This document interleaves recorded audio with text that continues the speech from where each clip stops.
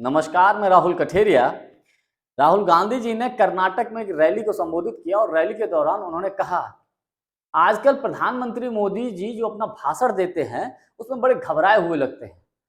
हो सकता है आने वाले वक्त में मोदी जी आपको आंखों से आंसू निकलते हुए दिखाई दें। दूसरा उन्होंने कहा कि भारतीय जनता पार्टी का नाम भारतीय चोम्बो पार्टी होना चाहिए। चोम्बो का मतलब ये होता है, कर्नाटक में चोम्बो लोटा को कहते हैं, जो अपने यहाँ लोटा होता है ना, पानी पीने वाला बर्तन, उसको वहां चोम्बो कहते हैं। तो बीजेपी के नाम उन्होंने नामकरण कर दिया भारतीय चोम्बो पार्टी।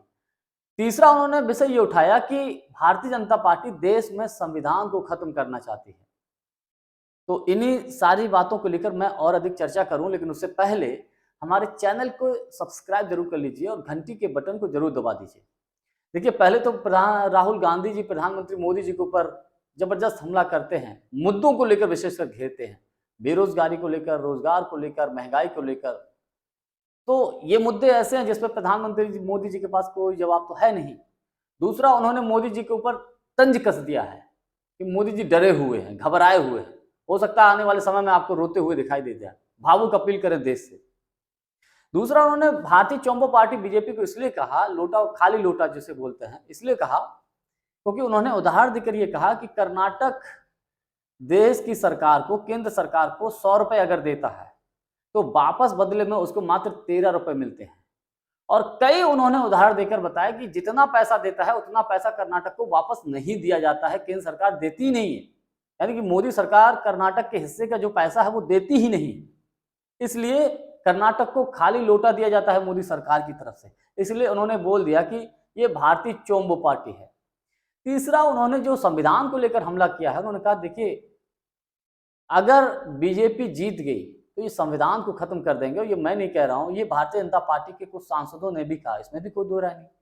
बीजेपी के 3-4 सांसदों ने खुलेआम कहा है कि अगर बीजेपी को 400 सीटें अगर मिल जाती हैं तो संविधान को बदल सकते हैं, वो बदल देंगे। ऐसी चर्चाएं चल रही है, खुलेआम बोला है।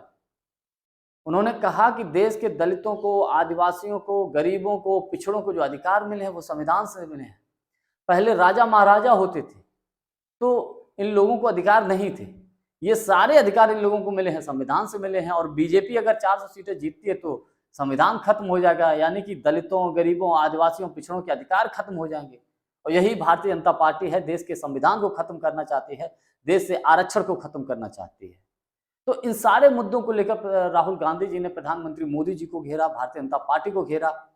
पहले और दूसरे चरण की वोटिंग के बाद वैसे भी भारतीय जनता पार्टी के लिए कोई शुभ संकेत नहीं है, लेकिन जिस प्रकार से कांग्रेस पार्टी या कांग्रेस पार्टी के नेता राहुल गांधी जी, प्रियंका गांधी जी और तमाम नेता जो हमलावर हैं इस पर भारतीय जनता पार्टी के ऊपर, उससे कहीं ना कहीं बीजेपी बैकफुट पर है। और चूंकि कांग्रेस मुद्दों की बात कर रही है तो मुद्दों पर बीजेपी फंस रही है।